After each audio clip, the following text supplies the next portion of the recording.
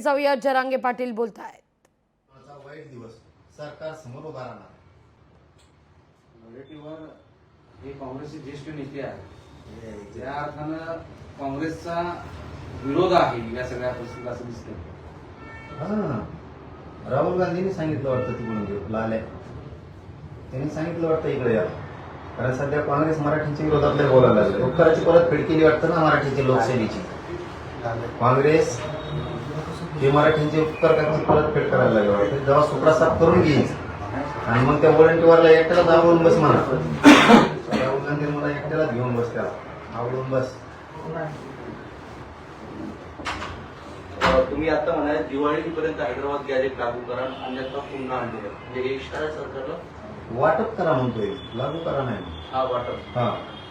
हैदराबादच्या गॅजेटच्या प्रमाणे जो जी आर काढला त्याप्रमाणे मराठवाड्यातला सगळा मराठा हा कुणबी आहे. प्रमाणपत्र वाटप सुरू करा. पुन्हा तेच सांगतो. पुन्हा जर करायला आम्ही लागलो तर अवघड आहे आणि अवघड होईल सुद्धा. हे पण जाहीर असं सांगतोय मुख्यमंत्र्यांना आणि विशेष करून विखे साहेबांना सांगतो. जी प्रतिमा राज्यात तुमची तयार झाली तिला आता डागळू देऊ नका. मराठ्यांच्या नजरेतून विखे साहेबांनी आता उतरू नका. त्यामुळं मराठवाड्यातला सगळा मराठा कुणबी त्याचे प्रमाणपत्र द्या. याला जोडून एक विखे साहेबांना आणि फडणवीस साहेबांना सांगतो. संभाजीनगर आणि जालना जिल्हा हा पूर्वी एक होता. इथं 2,54,000 कुणबी होते. ते कुठं गायब केले जरा याचं उत्तर आम्हाला. 39% कुणबी हा बीड जिल्हा आहे. 100% मराठा समाजापैकी नेमके हे कुठे गेले? जवळपास 1,70,000 नांदेडकडे थोडा मागा पुढे होईल आकडा. हे लोक गेले कुठं? हे गायब कुठे गेले? हे कुणबी आहेत सगळे. जवळपास 1,02,000 परभणी जिल्ह्यात. हे कुणबी कुठे गेले?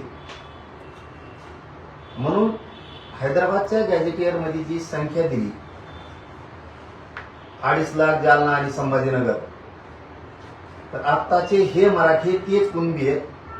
सगळ्यांना कुणबी प्रमाणपत्र ज्या प्रमाणे द्यायला सुरू करा. तुम्ही मजा बघता, आज करू, उद्या करू, परदेशी करू, थांबून करू, बघू जमतंय का, तर तुमच्या नरड्यावर येईल बघा विखे साहेब आणि फडणवीस साहेब. तुम्हाला दोघांना सांगतो तुमच्या नरड्यावर येईल आणि मग म्हणताना आता पळा, तर पळायला जागा बी नाही, मग काम करायला जागा पण नाही. तुम्हाला मी विनंतीपूर्वक सांगतोय, हैदराबादच्या गॅजेटप्रमाणे मराठवाड्यातला सगळा मराठा कुणबी आहे. त्याचे प्रमाणपत्र द्यायला सुरुवात करा. बहाणे सांगू नका दिवाळीच्या आत. असं हेच तर अभ्यासक सांगतायत तुम्हाला की हैदराबाद गॅजेटियर मध्ये फक्त संख्या आहे आणि हे शोधण्यासाठी, याचा दस्तऐवज शोधण्यासाठी सरकार 2 वेळा हैदराबादला जाऊन आलं. मात्र ना तालुका स्तरावरची माहिती सरकारकडे आहे, ना गाव पातळीची आहे, ना व्यक्ती पातळीची आहे. आणि त्यामुळेच हैदराबाद गॅजेटियर मध्ये जे पुरावे द्यायचे आहेत नातेवाईकाचे, ते कुठून द्यायचे हा तर प्रश्न आहे मुळात. तुमच्याकडे अभ्यास घेतला अभ्यासक तुमच्याकडे बी येतात नाही, हेच तर सांगतायत अभ्यासक तुम्हाला जे बोलतायत ते तुमचे. तेच म्हणलं तुमच्याकडे बी अभ्यास येतं. यादीच करावं लागेल का अभ्यासाकडे. हे बघा, आज हे 4 तारीख बरोबर ना? 4च ना? आज 4 तारीख आहे. आपण ह्या खोलीत गॅलेक्सी हॉस्पिटलला या खोलीत आपण आता 15 जण आत्ता 4 तारीख 2025 साली 2050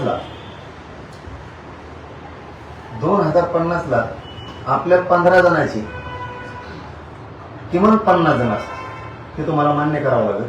तुमच्याच अभ्यासकातून तुमचंच उत्तर तुम्हाला देतोय. तसं त्या काळी संख्या होती 2.5 लाख संभाजीनगर आणि जालन्यात. तुम्हाला तहसीलला काय पाहिजे? तुम्हाला माहिती कोणची गोळा करायची? याच्यापेक्षा गॅजेट काय सांगतंय? 2.5 लाख संभाजीनगर आणि जालन्यात होते. म्हणजे आत्ताचे संभाजीनगर जालन्यातले सगळे मराठी कुणबी आहेत. लेर आहे ना? कोणचा अभ्यासक रे? कोण अभ्यासक काय यायचं काय? इथला प्रत्येक जिल्ह्यातला जो कुणबी आहे त्या काळचा 1881चा 1901चा तो मराठा कुणबी आहे. जसं की या खोलीत आपण आता 15 आहे, 20-25 वर्षांना त्याचे 50 झाले.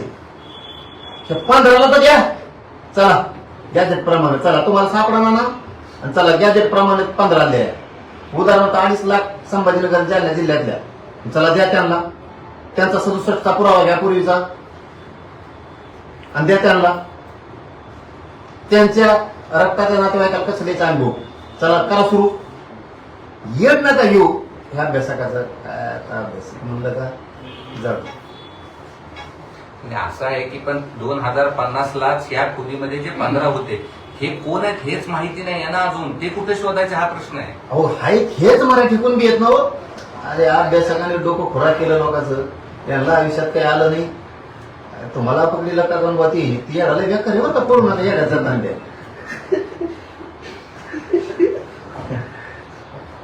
पाटील दुसरं एक आता बच्चूकडे असं म्हणाले की तुमच्या आंदोलनासोबत आंदोलन करण्याची त्यांची इच्छा आहे, ऑलरेडी ते आंदोलन करतायत शेतकऱ्यांच्या संदर्भात. काय झालं? शेतकऱ्यांच्या संदर्भात तुम्ही आंदोलन करणार असं घोषणा केली ना, ते पण म्हणाले की शेतकऱ्यांना पाठिंबा दिला. तुमच्यासोबत ते आंदोलनात तयार आहे. आता बैठक होईल, दिवाळीच्या नंतर बैठक होईल, सगळ्यांना बोलून येतं शेतकऱ्यांसाठी. तर पाटील साहेब, शेतकऱ्यांचा एवढा मोठा प्रश्न आहे, सगळे प्रश्न असताना राज्य सरकार आय लव्ह मोहम्मद आणि आय लव्ह महादेव याच्यावर आता फार जास्त जो अमरावतीमध्ये परिस्थिती तणावपूर्ण झालेली या विषयावर सरकारला या सगळ्या गोष्टीसाठी लक्ष हटवण्यासाठी असं काही कुठाना होण्याची शक्यता आहे. नाही लक्ष हटत नसतं, काय असतो एक नाद असतो लागलेला आणि तेढ निर्माण करल्याशिवाय आपल्याला करमत नाही. अशा वृत्तीचे काही राजकीय नेते असतात, यांच्या ह्या नाशका भूमिकामुळं अशी परिस्थिती उद्भवते.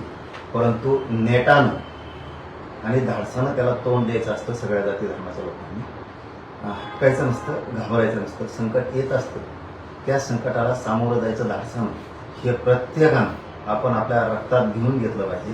कुठं लय मोठे गँग आली म्हणून घाबरून बसायची गरज नाही, त्याला तोंड देणं सुद्धा गरजेचं, तर ते बंद होईल.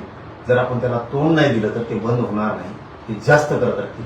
प्रत्येकाला अन्याय होत असेल तर धाडसानं त्या अन्यायाला सामोरा प्रत्येक जाती धर्माच्या लोकांनी जाणं गरजेचं. ओबीसींचा सर्वात मोठा विश्वासघात आरएसएस आणि भाजपने केलाय, त्यामुळे ओबीसीनी स्वतःची लढाई स्वतः लढावी असं प्रकाश आंबेडकर म्हणाले. त्या जनावरीचं काय समज. धन्यवाद. चाल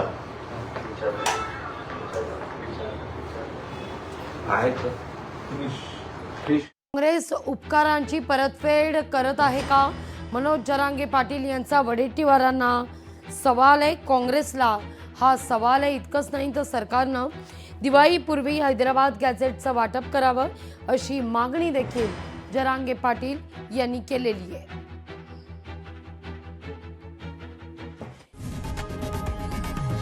लोकशाही मराठी ऐका, पहा, जागरूक रहा.